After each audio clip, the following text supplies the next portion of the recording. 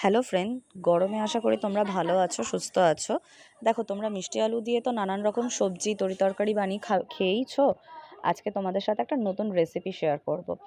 মিষ্টি আলুটাকে ভালো করে ধুয়ে সেদ্ধ করে চোকলা ছাড়িয়ে নেবে। চোকলা ছাড়ানো হয়ে গেলে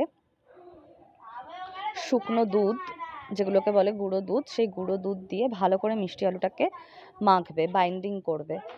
এবার এতটাই পর্যায়ে বাইন্ডিং করবে যতক্ষণ না শুকনো হয়ে যাচ্ছে। শুধু তো গুঁড়ো দুধ দিয়ে বাইন্ডিং করলে হবে না, তার সাথে একটা জিনিসও দিতে হবে।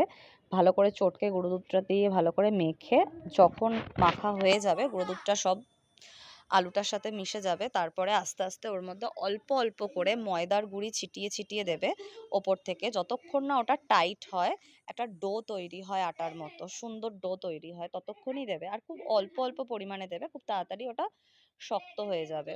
আর এখানে কিন্তু একদম লিকুইড দুধ ইউজ করবে না, তাহলে এটা একদম পাতলা হয়ে যাবে। এটা কোনোভাবেই আর মিষ্টিটা তৈরি হবে না। দেখো আমাদের কি সুন্দর ডো হয়ে গেছে। তারপর ডোটার মধ্যে ভালো করে ঘি মাখিয়ে নেবে। ঘি মাখিয়ে নেওয়ার পরে হাতেও একটু ঘি মাখিয়ে নেবে। তারপরে যদি তোমরা ল্যাংচার ল্যাংচার শেপ দিতে চাও, ল্যাংচার শেপও দিতে পারো। আর যদি ছোট ছোট গোল গোল মিষ্টিরও শেপ দিতে চাও, সেটাও দিতে পারো।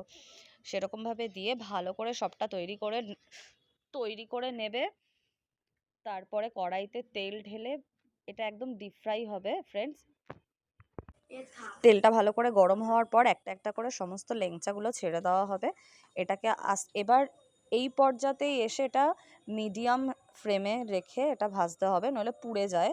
আর একটু লাল লাল তো হবেই। দেখো বন্ধুরা, আগে খানিকটা নাবিয়ে রাখা হয়েছে, পাশে মিষ্টির শিরাটা তৈরি করে রাখতে লাগবে। তারপর গরম গরম ভাজা ল্যাংচাগুলো মিষ্টির শিরায় দিয়ে ঢেকে রাখলেই 1 থেকে 1.5 ঘন্টা পর রেডি আমাদের মিষ্টি আলুর ল্যাংচা। টাটা।